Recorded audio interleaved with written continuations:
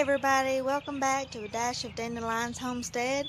I'm Tiffany, and we've had a lot going on the last several days, so it's been a little bit since we've posted a video, but I just wanted to touch base with you and give you all a quick update. So one of the things we've had going on is over the weekend we got quail. We have 5 of these, and we're actually going to pick up 5 more this afternoon. These are Coturnix jumbo quail, and what that means is that they are, when they reach maturity, they will be between 10 and 14 ounces. So that's a pretty good amount of meat. These right here won't be eaten for a while. They're actually going to be our breeders. So we've gotten a couple of eggs from them already, which is really cool. And so hopefully once we get another rooster in there, we'll have some more going on. So those are our jumbo quail. And over here we have the standard quail. And now what makes them different from the jumbo is that at their maturity, they will only grow between 5 to 8 ounces, and 8 being on the high side. So here's these little guys, and we currently have 9 of them, 2 roosters, and the rest are female. This is the cage that we built. Let me see if I can do that. Over here is where they can hang out if it gets too windy or too sunny. We built a hidey hole, actually my husband did, so that they can go in there and just kind of chill out. So that's one of the things we've had going on.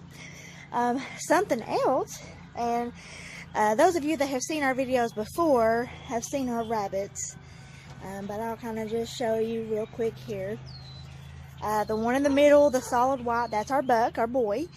And then the gray and the white and brownish color, those are our girls. And we finally got them bred. Yay! We've been waiting a while on that. And so hopefully within about 28 to 30 days, we will have some babies.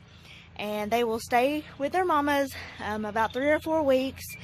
And then we'll actually move the babies out to the grow out cage, give the mamas a break, and when the babies reach between 8 and 10 weeks, then we will use them for meat. You know, I recognize that sometimes people have strong feelings about that. We're not cruel to our animals at all by any means. We just want to feed our family, and we're strong believers that that is what God put these animals here for. And but we take care of them. They lead good lives, you know, and if we see one that is unhappy, we certainly, you know, wouldn't keep it around and, you know, let it live an unhappy life. So another thing that we've had is some of you have seen our little baby chickens. Well, we went over the weekend and we got 2 laying hens. Let's see if you can see them there. Say hi, girls. Those are our buff Orpingtons, and they're about a year old, so they're actually already laying age, and we haven't got any eggs from them yet. We've only had them a few days, and you know, they've had to adjust to a whole new environment, and you know, they were taken away from the rooster because we live here in the city and we're not allowed roosters. So we got them some laying mash that's supposed to help with the egg production. So hopefully in the next few days, maybe the next week or so, you know, we'll get some eggs from them. But as you can see, they have a good sized run, and it goes all the way up underneath their coop, so they can play, and they're really quiet. You know, that's one thing that led us to choosing the Orpingtons for our chicken stock, because we live here in the city limits and we try to be respectful to our neighbors. You know, we wouldn't want something that is super loud or, you know, just causing a lot of disturbances. And the Orpingtons are quiet, and they're kind of docile. You know, you don't have to worry about them charging you and pecking you and things like that. You know, so they've been really great what time we've had them. We also got our garden planted, and the only thing I've ever been able to grow is white flowers. So when we first started our seeds for our garden, I was really nervous. I was afraid that they weren't going to turn out. And, you know, as we started seeing them sprout, I just got really super excited. And, you know, then it came time to move them outside. And our peas are doing awesome. So let me just show you real quick. Right here. Hopefully you can see. Right here is our peas. And then we have spinach on down that way. It's a little slower at growing, but it's doing good. And we have cabbage over here. Right here is our cabbage. And we've got some potatoes growing, so those will be coming up soon, and then we'll cover them with more dirt so we can get more. We're going to be planting our onions today since it's such a beautiful day outside. And when it gets a little bit warmer and kind of we've got the freezes out of the way, then we're going to plant our beans and other vegetables. We also have some tomato plants, and one of my plants actually has a flower on it now, so it's the start of my tomato. So I'm really excited. You know, we really weren't expecting a whole lot our first year gardening, but it looks like everything's really doing well and thriving. And even if we don't get a big yield from it, you know, any little bit will help. And so, you know, we're just thankful for what we do have. And, you know, we can learn for next year, well, you know, what works and what doesn't work.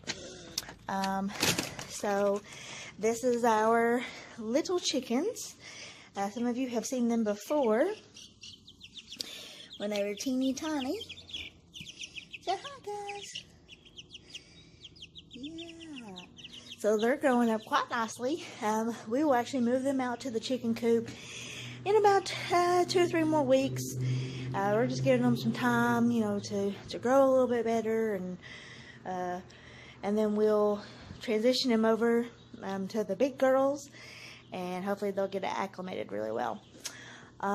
So, you know, one thing that I want to say really quick is that when it comes to homesteading, I mean, it is not a one-man show. Everybody has a job. And if everybody's not working together and it's just one person doing it all the time, you know, that person's going to get tired, they're going to get burnt out, and they're going to get resentful.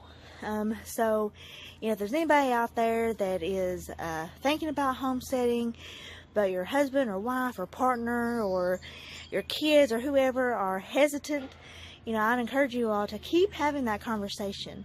You know, it really helps to have everybody on the same page, everybody doing something, you know, so that the work it's done together, it's done right, and it's not all laid upon one person's shoulders. So I hope that you liked this video. We're going to make a video here later on when we get our homemade incubator done. It's in the works now, but we're still waiting on a couple of pieces to put it together and finalize it. And we'll have lots more things to talk about. So I hope you all have a great day. If you would like to see more of these videos, just hit the subscribe button down at the bottom. Leave me a comment. Tell me what you think about our little homestead. I like to hear your all stories about what you've got going on in yours. And I hope you all have a blessed day. Bye.